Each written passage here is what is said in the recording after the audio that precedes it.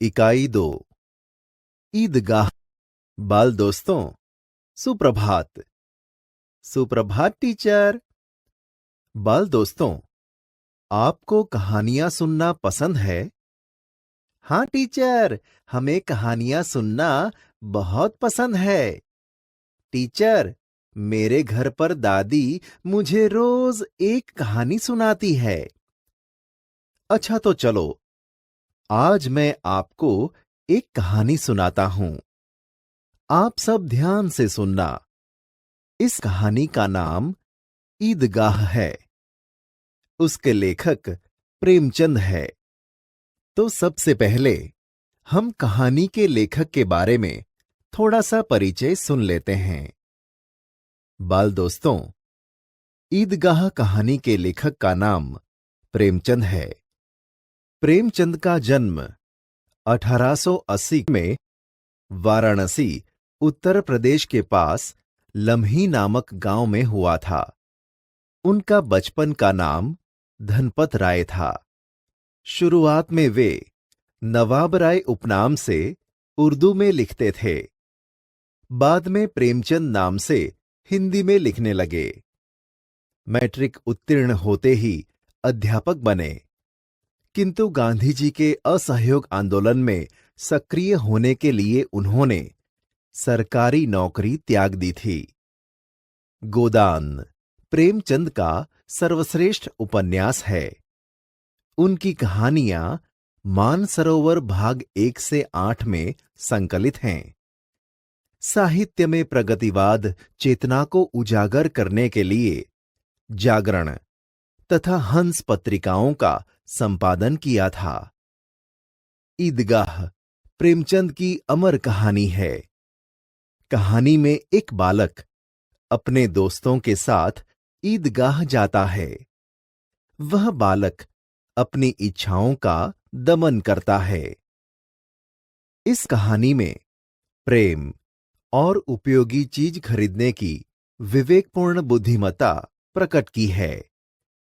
तो चलो बाल दोस्तों, हम यह कहानी सुनते हैं और समझते हैं। रमजान के पूरे 30 रोजों के बाद आज ईद आई है।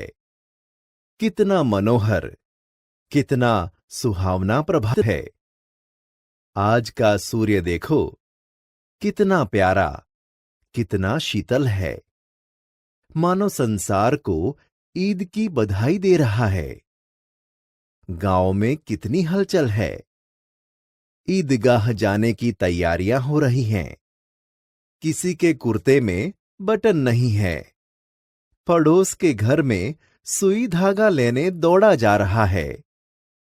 किसी के जूते कड़े हो गए हैं। उनमें तेल डालने के लिए तेली के पास भागा जाता है। जल्दी जल्दी बैलों को सानी पानी दे दें। ईदगाह से लौटते लौटते दोपहर हो जाएगी। 3 कोस का पैदल रास्ता, फिर सैकड़ों आदमियों से मिलना भेंटना। दोपहर के पहले लौटना असंभव है। लड़के सबसे ज्यादा प्रसन्न हैं। किसी ने 1 रोजा रखा है, वह भी दोपहर तक। किसी ने वह भी नहीं। लेकिन ईदगाह जाने की खुशी उनके हिस्से की चीज है। रोजे बड़े बड़ों के लिए होंगे, इनके लिए तो ईद है। रोज ईद का नाम रटते थे। आज वह आ गई। अब जल्दी पड़ी है कि लोग ईदगाह क्यों नहीं चलते। उनकी अपनी जेबों में तो कुबेर का धन भरा हुआ है। बार बार जेब में से अपना खजाना निकालकर गिनते हैं और खुश होकर फिर रख देते हैं। महमूद गिनता है, 1, 2, 10, 12। उसके पास 12 पैसे हैं। मोहसिन के पास 1, 2, 8, 9, 15, 15 पैसे हैं। इन्हीं अनगिनत पैसों से अनगिनत चीजें लाएंगे। खिलौना, मिठाइयां, गेंद और जाने क्या क्या। और सबसे ज्यादा प्रसन्न है हामिद, गरीब सूरत, दुबला पतला लड़का, जिसका बाप गत वर्ष हैजे की भेंट हो गया। फिर एक दिन मां भी मर गई। अब हामिद अपनी बूढ़ी दादी अमीना की गोद में है और उतना ही प्रसन्न है। हामिद के पांव में जूते नहीं हैं, सिर पर एक पुरानी टोपी है जिसका गोटा काला पड़ गया है, फिर भी प्रसन्न है।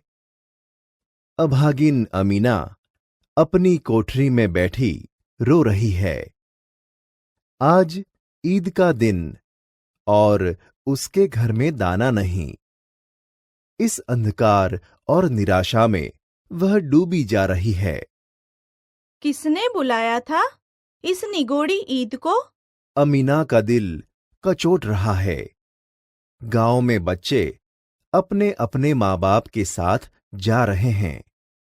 हामिद का बाप अमीना के सिवाय और कौन है? उसे कैसे अकेले जाने दे?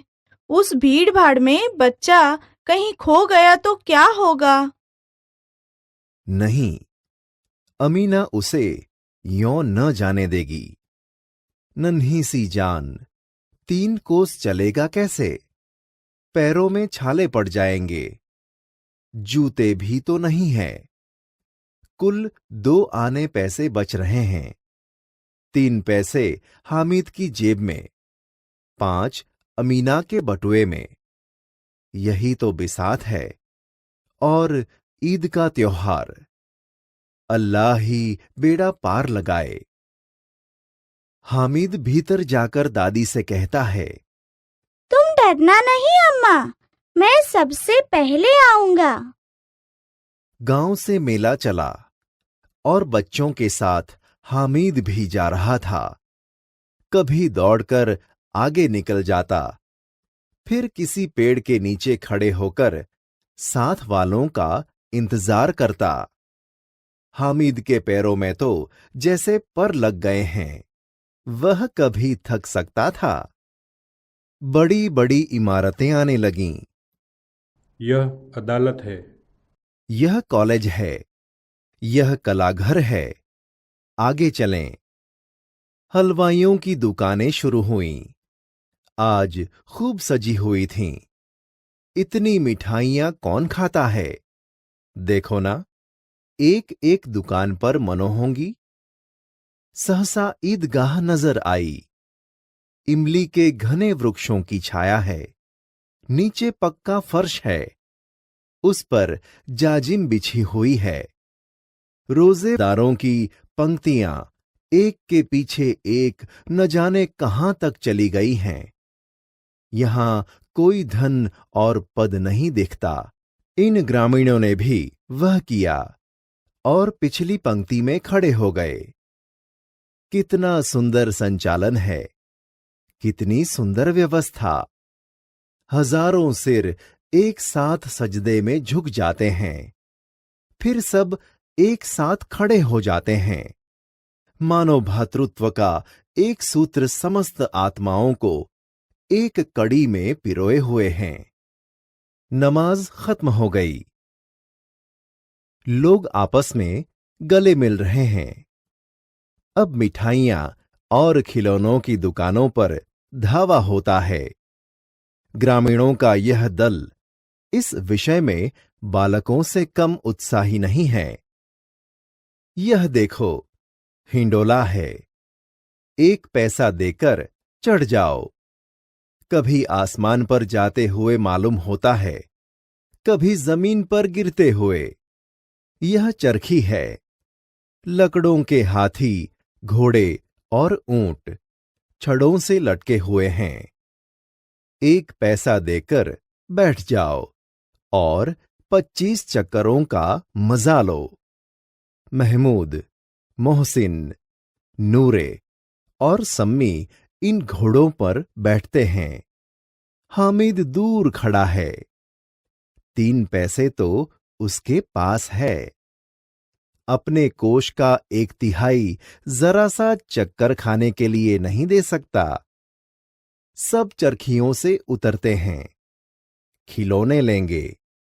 इधर दुकानों की कतार लगी हुई हैं, तरह तरह के खिलौने हैं। सिपाही और गुजरिया, राजा और वकील, भिश्ती और धोबिन। वाह, लगता है अब बोलना ही चाहते हैं। महमूद सिपाही लेता है, खाकी वर्दी और लाल पगड़ी वाला। कंधे पर बंदूक रखे हुए मालूम होता है अभी कवायद किए आ रहा है। मोहसिन को भिश्ती पसंद आया। कमर झुकी हुई, ऊपर मशक रखे हुए हैं। मशक का मुंह एक हाथ से पकड़े हुए हैं। कितना प्रसन्न है, शायद कोई गीत गा रहा है। बस मशक से पानी उड़ेलना ही चाहता है। नूरे को वकील से प्रेम है। काला चोगा, नीचे सफेद अचकन, अचकन के सामने की जेब में घड़ी, सुनहरी जंजीर, एक हाथ में कानून का पोथा लिए हुए। मालूम होता है अभी किसी अदालत से जिरह या बहस किए चले आ रहे हैं। ये सब 2-2 पैसों के खिलौने हैं। हामिद के पास कुल 3 पैसे हैं। इतने महंगे खिलौने कैसे ले? खिलौना कहीं हाथ से छूट पड़े तो चूर चूर हो जाए। जरा पानी पड़े तो सारा रंग धुल जाए। ऐसे खिलौने किस काम के? उन्हें लेकर वह क्या करेगा? खिलौनों के बाद मिठाइयां आती हैं। किसी ने रेवड़ियां ली हैं, किसी ने गुलाब जामुन, किसी ने सोहन हलवा। मजे से खा रहे हैं। हामिद बिरादरी से पृथक है। अभागे के पास 3 पैसे हैं। क्यों नहीं कुछ लेकर खाता? ललचाई आंखों से सबकी ओर देखता है। मिठाइयों के बाद कुछ दुकानें लोहे की चीजों की हैं, कुछ गिलट और कुछ नकली गहनों की। लड़कों के लिए यहां कोई आकर्षण नहीं है। वे सब आगे बढ़ जाते हैं। हामिद लोहे की दुकान पर रुक जाता है। कई चिमटे रखे हुए हैं। उसे ख्याल आया, दादी के पास चिमटा नहीं है। तवे से रोटियां उतारती हैं तो हाथ जल जाते हैं। अगर वह चिमटा ले जाकर दादी को दे तो कितनी प्रसन्न होगी। फिर उनकी उंगलियां कभी न जलेंगी। घर में एक काम की चीज हो जाएगी। खिलौने से क्या फायदा? व्यर्थ में पैसे खराब होते हैं। जरा देर ही तो खुशी होती है। फिर तो खिलौनों की ओर कोई आंख उठाकर नहीं देखता, या फिर घर पहुंचते टूट फूट कर बर्बाद हो जाएंगे। चिमटा कितने काम की चीज है। रोटियां तवे से उतार लो, चूल्हे में सेक लो। कोई आग मांगने आए तो चटपट चूल्हे से आग निकालकर उसे दे दो। अम्मा बेचारी को कहाँ फुर्सत है कि बाजार जाए, और इतने पैसे ही कहाँ मिलते हैं। रोज हाथ जला लेती है। हामिद के साथी आगे बढ़ गए हैं। सबील पर सब शरबत पी रहे हैं। देखो, सब कितने लालची हैं। इतनी मिठाइयाँ ली, मुझे किसी ने एक भी न दी। उस पर कहते हैं मेरे साथ चलो, मेरा यह काम करो, मेरा वह काम करो। अब अगर किसी ने कोई काम करने को कहा तो पूछूंगा, खाएं मिठाइयाँ? आपका मुंह सड़ेगा, फोड़े फुंसियाँ निकलेगी, आप ही जबान चटोरी हो जाएगी। तब घर से पैसा चुराएंगे और मार खाएंगे। अम्मा चिमटा देखकर मेरे हाथ से लेंगी और कहेंगी,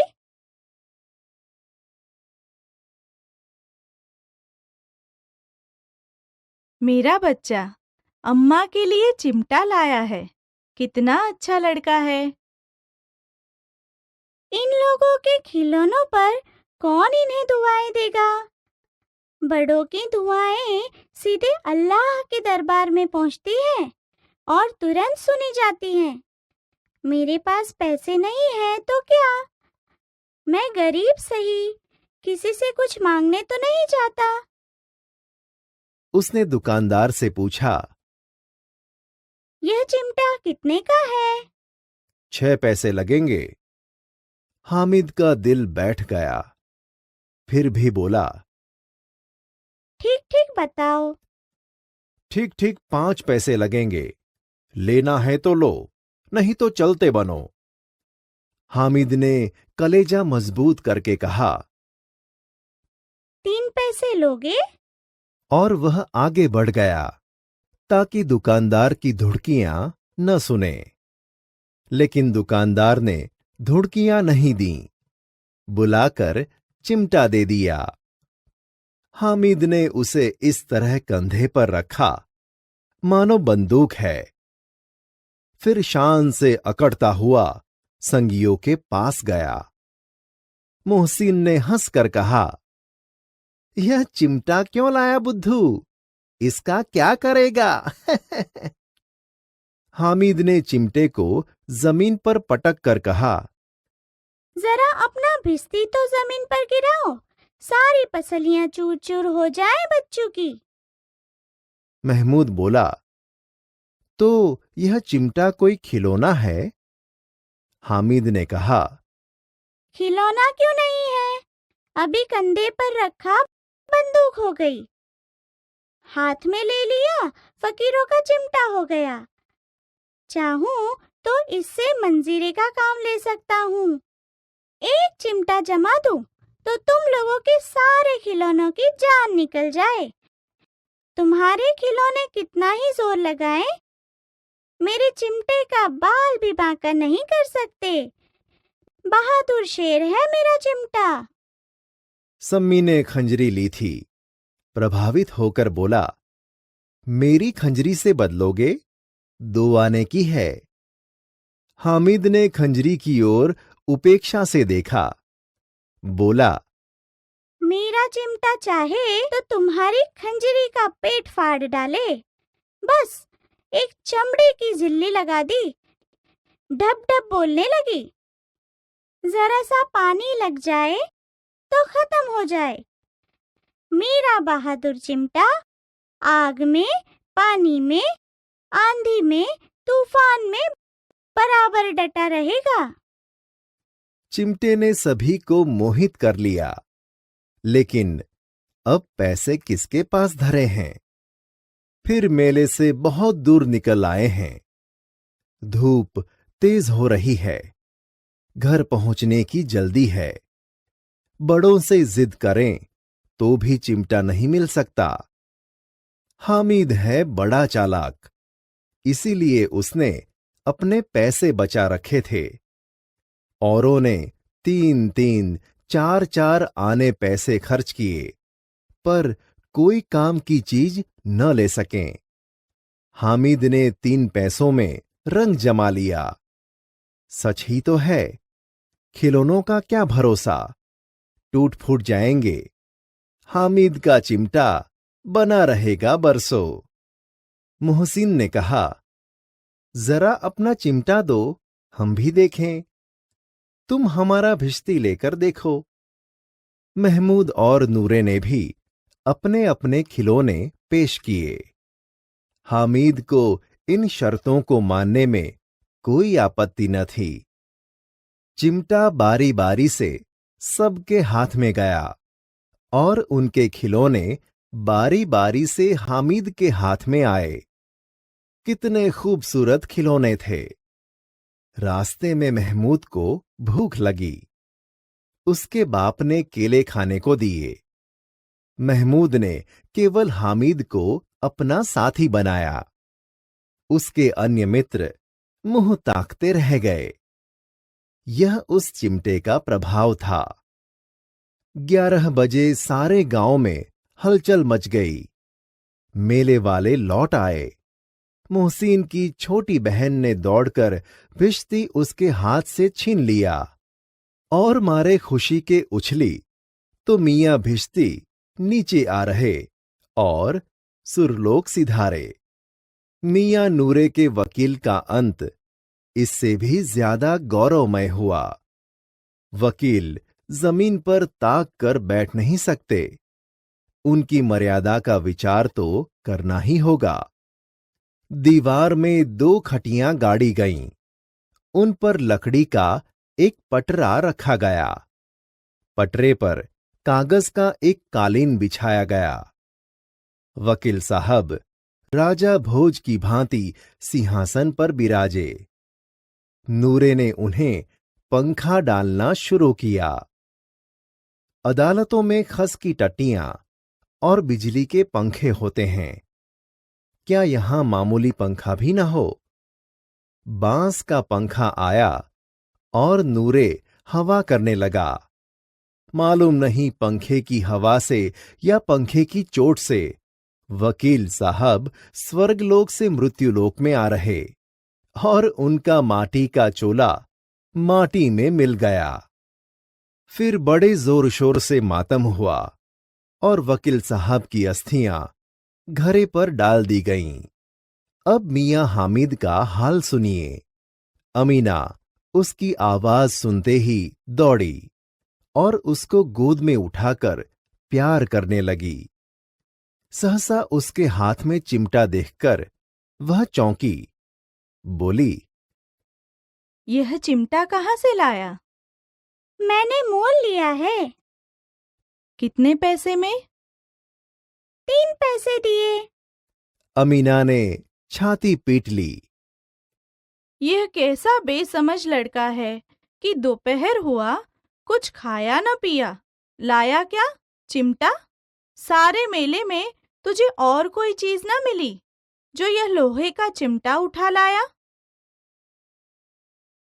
हामिद ने अपराधी भाव से कहा, तुम्हारी उंगलियां तवे से जल जाती थी, इसीलिए मैंने लिया। बुढ़िया का क्रोध तुरंत स्नेह में बदल गया। बच्चे में कितना त्याग, कितना सद्भाव और कितना विवेक है। दूसरों को खिलौने लेते और मिठाई खाते देखकर इसका मन कितना ललचाया होगा। इतना जब्त इससे हुआ कैसे? अमीना का मन गदगद हो गया। वह रोने लगी। दामन फैलाकर हामिद को दुआएं देती जाती थीं और उसकी आंखों से आंसू की बड़ी बड़ी बूंदें गिरती जाती थीं। बाल दोस्तों, कैसी लगी कहानी? टीचर, हमें कहानी बहुत अच्छी लगी। बाल दोस्तों, इस कहानी में एक गरीब बालक हामिद की प्रतिभा, उसके त्याग और उसकी व्यावहारिक बुद्धि का सुंदर रूप और साधारण आदमी के सुख दुख का गहरा अनुभव हमें इस कहानी के जरिए मालूम पड़ता है।